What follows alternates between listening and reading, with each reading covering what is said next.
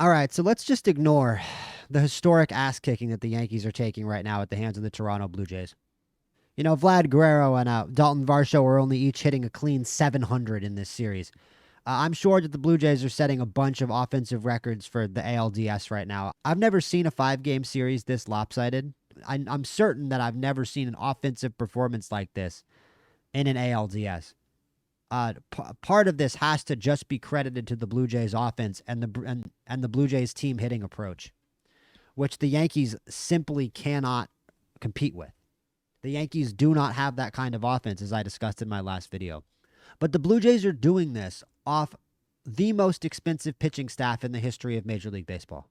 Easily over $600 million between Garrett Cole, Max Fried, and Carlos Rodon in terms of total contract values, to give up a 2267 OPS to Vlad Guerrero and a 2327 OPS to Dalton Varsho. When in the middle of our order, for some reason, all 3 games we have insisted on Cody Bellinger and Ben Rice in between Aaron Judge and Giancarlo Stanton, who the Blue Jays have very happily gone right after. You could stack the threats. You could put inherent pressure on the pitcher by putting the 2 biggest, most intimidating power hitters back to back. But why would you do that? Don't just split them up with 1 lefty. Split them up with 2 lefties for some reason. 2 lefties that the Blue Jays have happily gone right after and gotten out consistently the entire series. It has not worked. And I mean, Judge is hitting 470, and it hasn't made a single difference, right? We paid him how much money? $360 million, something like that. But with all the players on the Yankees with contracts like that, Garrett Cole, Max Fried, today's pitcher, Carlos Rodon, and Aaron Judge, the captain of the team, why did you sign with the Yankees when you were a free agent? The objective answer for every one of those players is because the Yankees gave them the most money. That's just the way it is. If it weren't for that phone call from Italy, from Hal Steinbrenner, Arson Judge would be a San Francisco Giant right now. And it's almost like we just forget it. All of them say, oh, I came here to win championships. No, you didn't. If you came here to win if you wanted to go somewhere to win championships, you'd be in Dodger blue right now. You'd be sitting next to Shohei Ohtani and Freddie Freeman. You wouldn't be in the Bronx. We haven't won a championship in 16 years. That's not why you're here. You're here because you're a Scott Boras client and we offered you the most money. You're here because we wanted you the worst. And once they're here, oh boy, don't we treat them like it. Garrett Cole basically gets to be a pitching coach. He gets all these plaudits for how much of a role he has in teaching younger pitchers. But what you don't see is since his injury, he can come and go freely from the team as he wishes, which would not be the case if he wasn't injured. We've given all of these guys generational wealth and the pressure that puts on the young players. When you see players get preferential treatment, which Garrett Cole, he might be the worst, but Aaron Judge gets his own private hitting coach. And just Jazz Chisholm, just the other day against the Red Sox, turning his back on reporters. This is a very mercenary team. This is one of the more mercenary teams in the MLB. Think about the Ohtani contract. The Ohtani contract isn't even like the ones that we give out. Sure, Ohtani signed with the Dodgers because they offered him the most money. Yeah, that's technically true, but it was a one-horse race. The second that Ohtani was available, him and the Dodgers were a match made in heaven, and it was just a matter of making the numbers work. And more importantly than anything else, that was obviously a move that put the Dodgers over the top to being the number 1 team in the MLB, and it directly won them a championship. Nothing that this front office has tried has won the Yankees a championship. Have you noticed? We don't have that legitimacy. There's a weight on this team of false legitimacy. People do not take this team seriously. Look at how they go right after most hitters in this lineup with no regard. And like I said in my last video, all you have to do to beat this team, the scouting report for the last 10 years on how to beat this team, is just put the ball in play. It's the most basic shit. Just put the ball in play, dude. They'll make mistakes for you. We've seen it even in this game right now. In the playoffs, when they have to play the field, it looks like the weight of the world is on them. Hopefully there's some wind tonight, but it looks like they're even sort of struggling on their feet under fly balls. I think it feels like every single member of this team has a different story. Like they have a different experience being a Yankee and different feelings about what being a Yankee is like. I know that's very psychological. That may be a very psychological way to look at it, but I think it's true. I wouldn't be surprised if every member of this team has a different opinion on Aaron Judge, who just did an RBI double, 6-2, or a different opinion on Garrett Cole.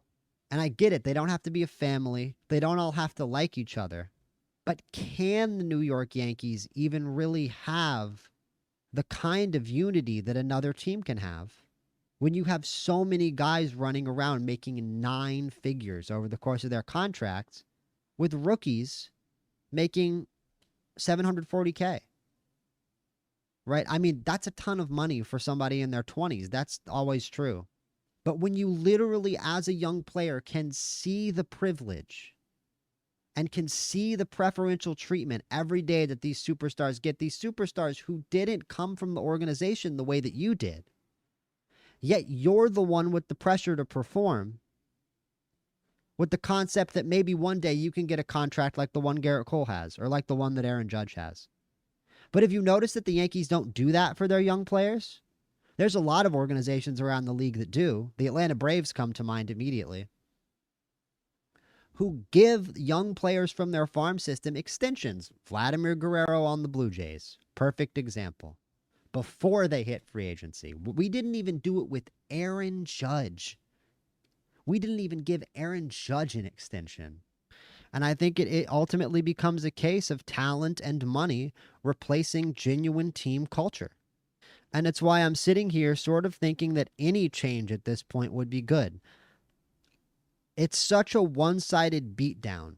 You can just pin it on, oh, the Blue Jays were just unstoppable, and then not fire Boone. But I wouldn't mind any change at all because the culture of the team needs to change immediately. Look at the Vladimir Guerrero contract on the Blue Jays. It feels like a celebration of his success, right? He had all those issues when he was coming up. So many people thought he was going to be a bust. And he has turned his career around. He has turned his motivation around. And they've turned this entire franchise around, the Toronto Blue Jays, after a few seasons of woeful underperformance, after putting their fans through some extremely hard times.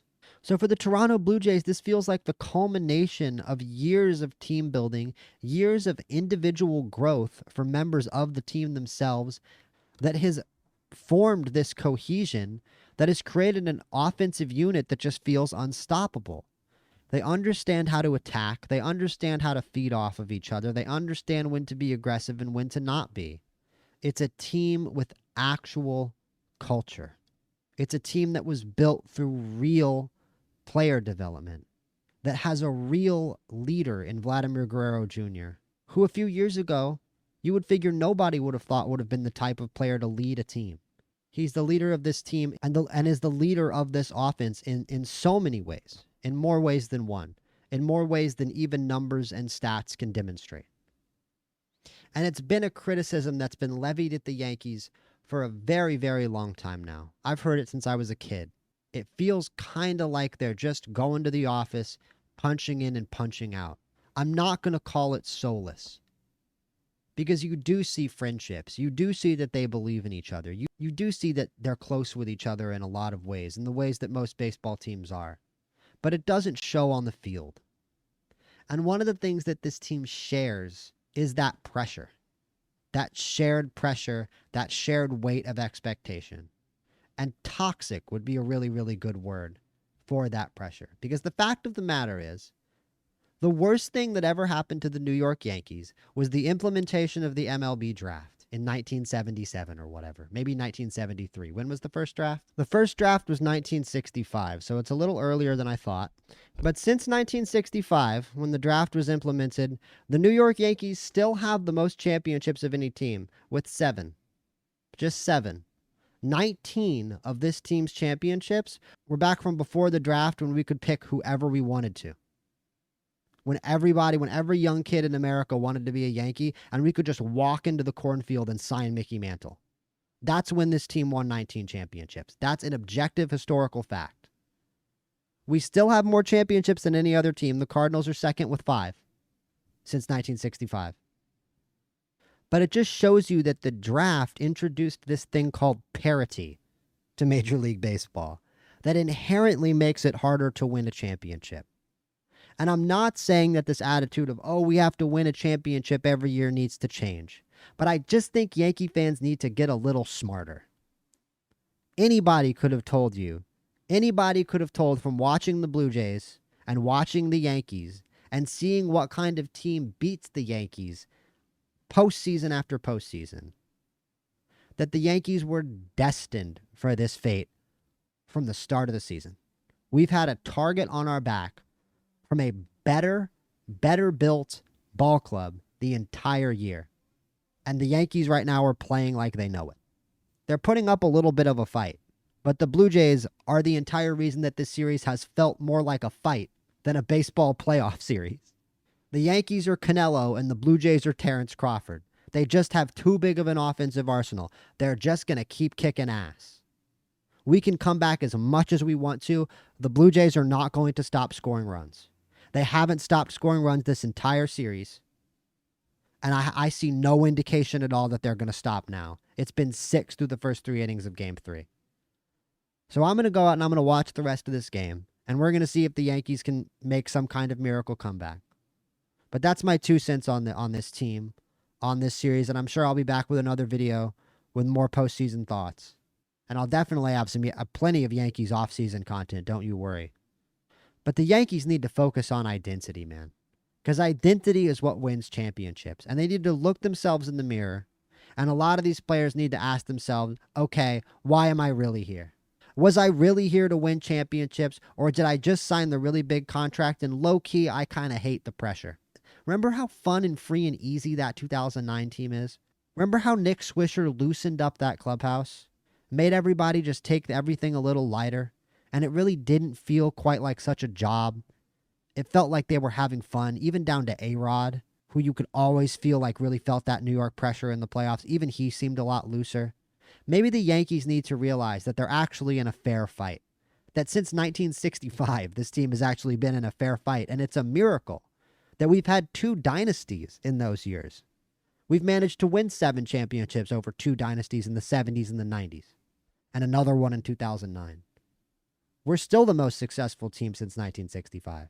So it's cool that this team's identity can be built on success. But the air of superiority, to this extent, it breaks my heart as a Yankee fan. But it's not earned. It's not earned at all. Not in reality.